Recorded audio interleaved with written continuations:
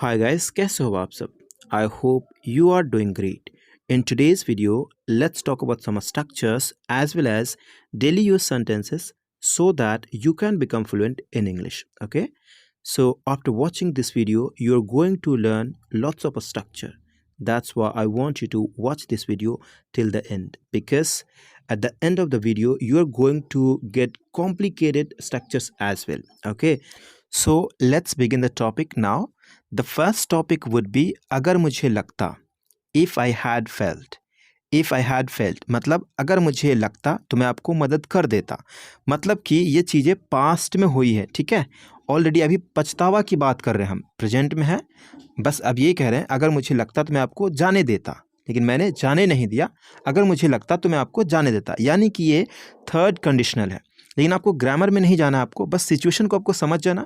Situation को समझते ही आपको वैसे ही ट्रांसलेट करना, वैसे इंग्लिश में बोलना है। ओके, तो इसका बनाने का स्ट्रक्चर होता है इफ़ आई हैड फेल्ड, अगर मुझे लगता।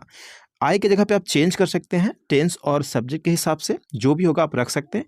उसके बाद सेकंड पार्ट को आप दिखाएंगे सब्जेक्ट वुड हैव वर्ब की third form plus object. Okay, जैसे अगर मुझे लगता कि तुम मुझे पैसे वापस नहीं करोगे तो मैं आपकी मदद कभी नहीं करता।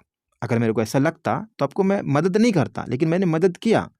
अगर मुझे ऐसा लगता है कि आप पैसे वापस नहीं करोगे तो आपको मदद कभी नहीं करता। ओके, ये सिचुएशन है, तो इसका इंग्लिश में आप बोल सकते हैं इफ़ आई हैड फेल्ट, अगर मुझे लगता that you wouldn't return my money. यहाँ पे वुड क्यों है? क्योंकि नहीं करोगे विल के लिए जब पास्ट में पहली बात कहेगी तो उसके हम क्या करते हैं, सामने वाले विल की जगह पे हम वुड लगाते हैं, इसलिए यहाँ पे वुड आया है। ठीक है, इसी से एक दूसरे में कनेक्टेड है ये।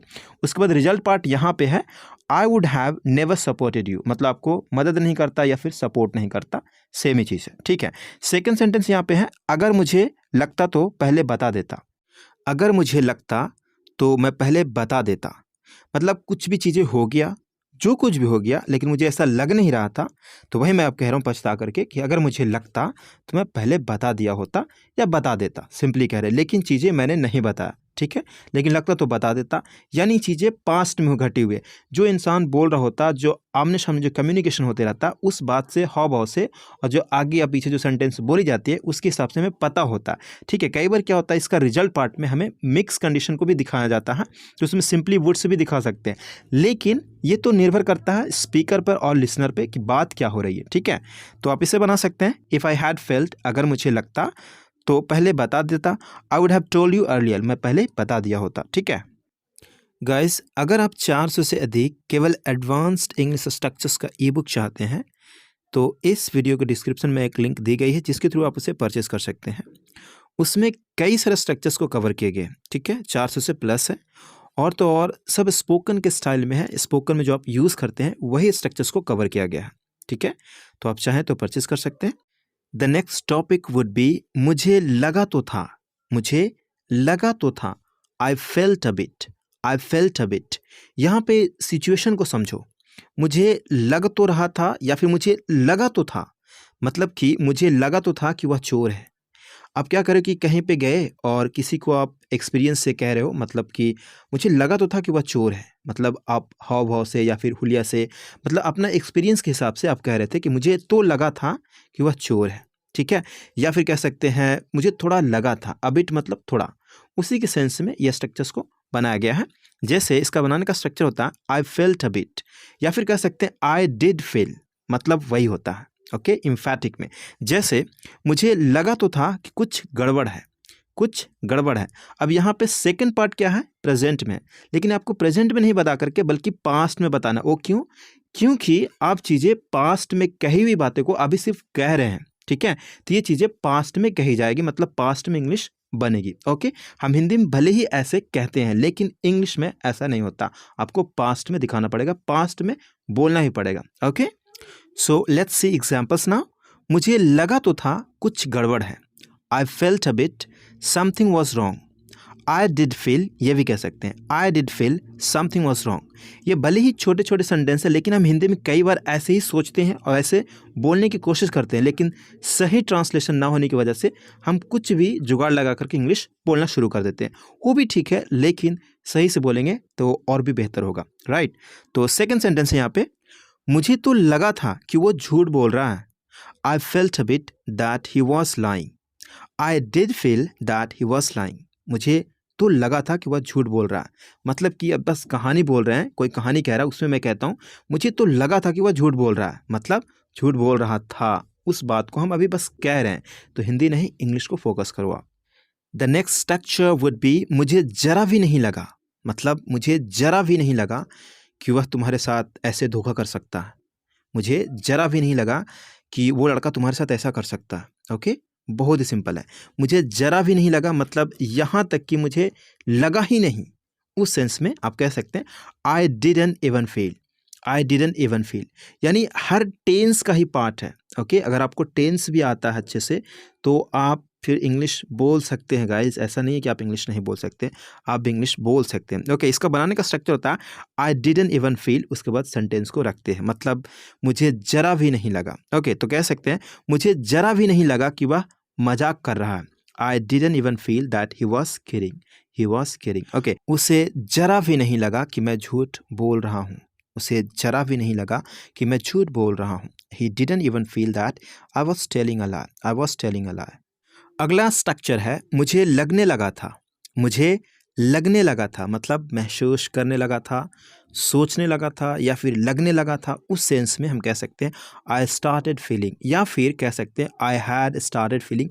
हैड को भी आप यूज़ कर सकते हैं, नो डाउट। ओके, तो आइए इसका स्ट्रक्चर्स देखते हैं। आई स्टार्टेड फीलिंग, मुझे लगने लगा था, उसके बाद सेंटेंस को रखते हैं पास्ट में, यानी पास्ट इंडेफिनिट में आप यूज़ कर सकते हैं। आप चाहे तो पास्ट परफेक्ट टेंस में भी यूज़ कर सकते हैं, नो डाउट चलता है। ओके, जैसे मुझे लगने लगा था कि वो पैसे नहीं देगा, मतलब मुझे हाव से मुझे ऐसे लगने लगा था कि वो पैसे नहीं देगा। I started feeling that he would not give money but finally his wife manage to give that amount to me. यहाँ पे लास्ट में मैं और ऐड कर दिया हूँ, बट फाइनली क्या हुआ कि उसकी वाइफ ने मैनेज कर लिया मुझे पैसे देने में। ठीक है, सेकंड सेंटेंस देखते हैं। मुझे लगने लगा था कि वो अब भाग जाएगा, मुझे लगने लगा था कि वो अब भाग जाएगा। I had started feeling that he would go away then, he would go away then.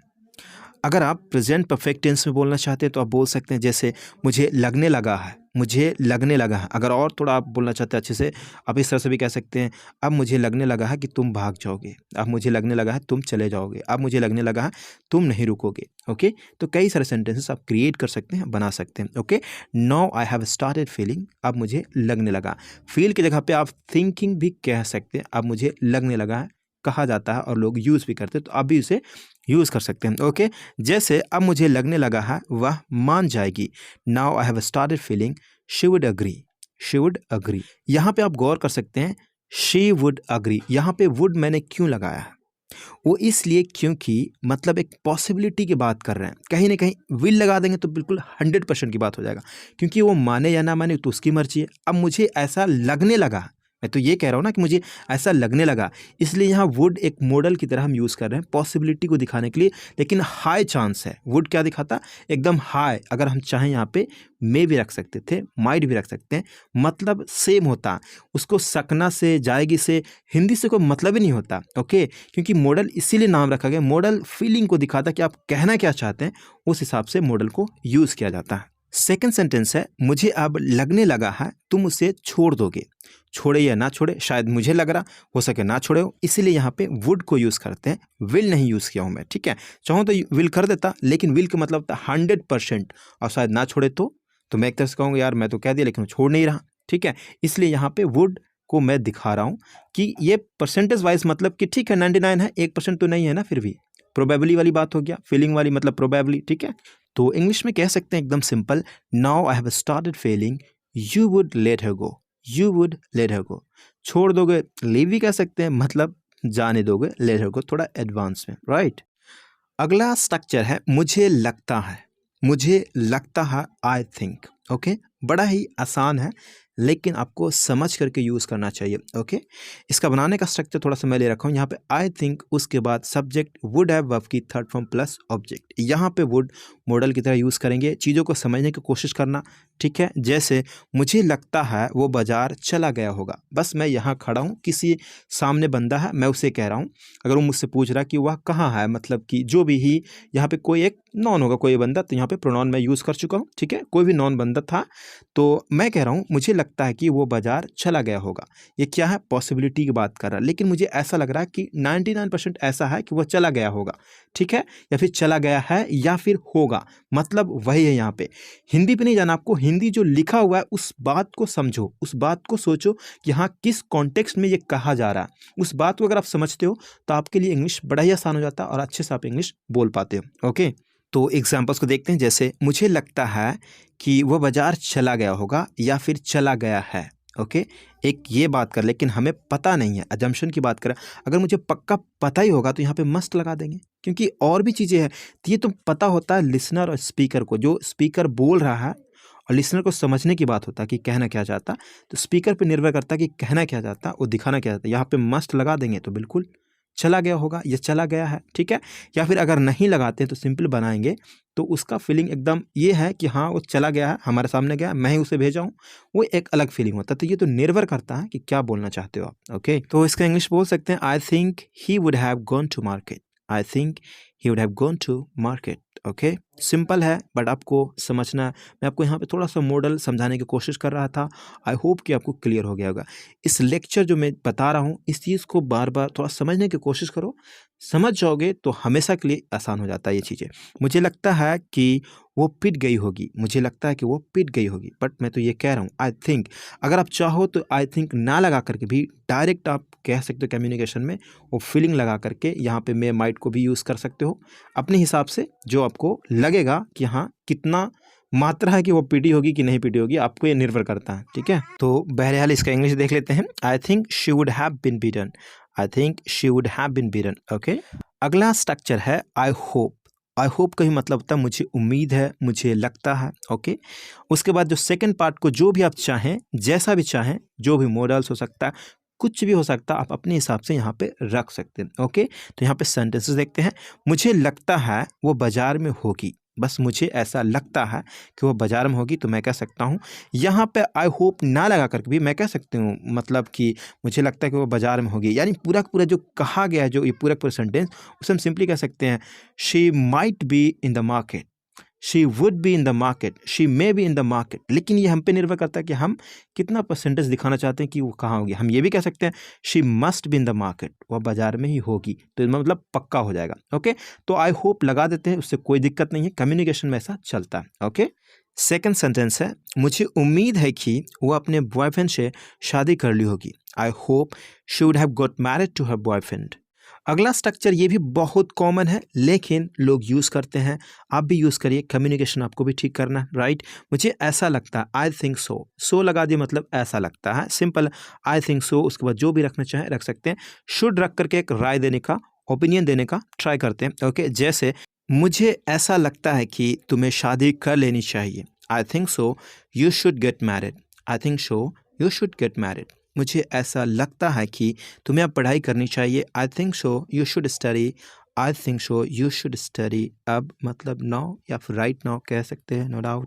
मुझे लगा, आई थॉट, ये भी बड़ा कॉमन है, लोग कहते हैं आई थॉट, मुझे लगा। उसके बाद सेकंड सेंटेंस को रख सकते हैं, जैसे मुझे लगा कि तुम भी अमीर हो। I thought you are also rich. Past में दिखाएंगे, जैसा कि मैं आपको बता चुका हूँ। मुझे भी लगा कि तुम पैसे लाओगे। I also thought you would bring money. You would bring money. मुझे लगा कि 4 बजे हैं। I thought it was 4 o'clock। मुझे लगा कि 4 बज गए हैं, 4 बजे हैं कह सकते हैं। I thought it was 4 o'clock। मुझे लगा कि तुम शादी कर लिए हो। I thought you had got married. I thought you had got married. यहाँ भी चीज़ें पास्ट में बनाई जाएगी, यू हैव गॉट मैरिड नहीं, लेकिन लोग कह देते हैं, स्पोकन में गलत नहीं माना जाता, लेकिन सही इंग्लिश यही होता। ओके, अगला स्ट्रक्चर है अगर मुझे लगेगा। अगर मुझे लगेगा, इफ़ आई फील। अगर मुझे लगेगा तो मैं उसे बुला लूँगा। जो भी चाहते हैं बोल सकते हैं। इफ़ आई फील, उसके बाद सेंटेंस को रखेंगे। अगर मुझे लगेगा कि मुझे उसे बुलाना है तो मैं उसे बुला लूँगा। If I feel that I have to call him, I will. बड़ा ही सिंपल है बट यूज़ इट। ओके, अगर मुझे लगेगा कि तुम्हें मदद चाहिए तो मैं कर दूँगा। If I feel that you need help, I will help you. अगला स्ट्रक्चर है जब भी मुझे मन करता है या फिर जब मुझे मन करता है, जब मुझे जी करता है, ठीक है, जी लगता है, जी चाहता है, उस जगह पे हम व्हेन आई फील लाइक या फिर when ever I feel like को यूज़ करते हैं।